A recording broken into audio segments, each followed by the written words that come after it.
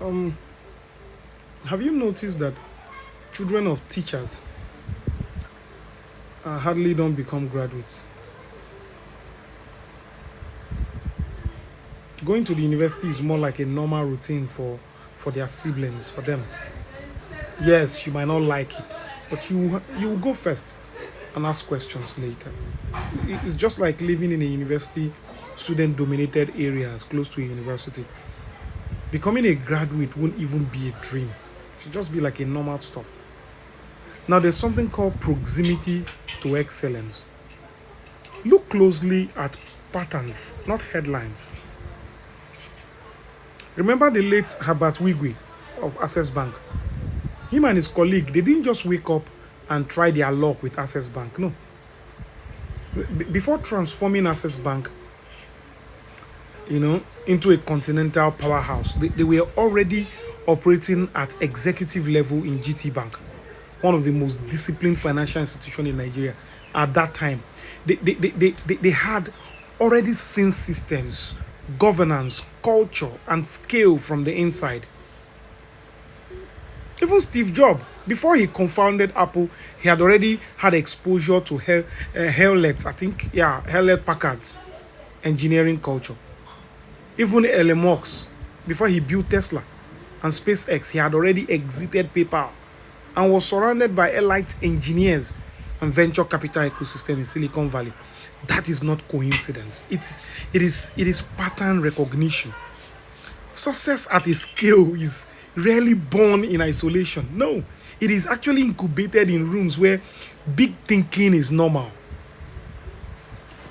See, when you work in an environment where $1 million valuations are discussed casually, discipline and systems are like standard, excellence is expected. No one applaud you. No one applaud you. No one applaud the son of a teacher for gaining admission. Your internal ceiling expands. Exposure actually calibrates your standards. See, if you grow in an environment where 100,000 naira, for example, monthly revenue feels very huge, that becomes your mental cap. But if you grow in an environment where like 800 or 1 million naira raises are being negotiated, your imagination stretches accordingly. Okay?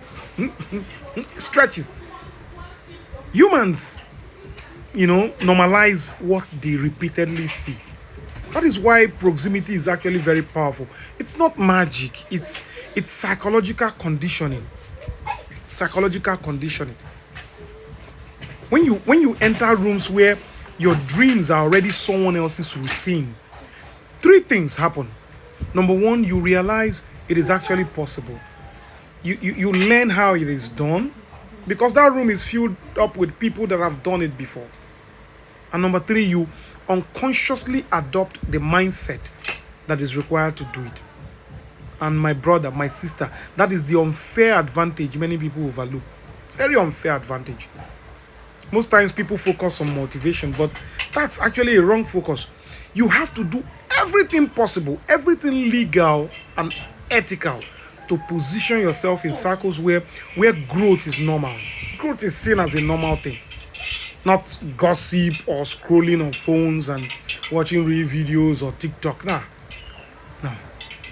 If you have to move cities, move if necessary. Sit quietly in rooms where you feel very small. If you're the biggest person in that room, then your growth curve is just declining. Because then if you stay too long, if you stay long enough, something will just definitely rub off on you. And one day, what once intimidated you will just become your baseline.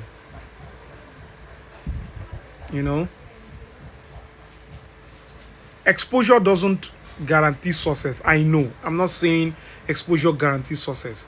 But then lack of exposure almost guarantees limitation. I'm just thinking out loud. This is Professor Akona. Happy Sunday.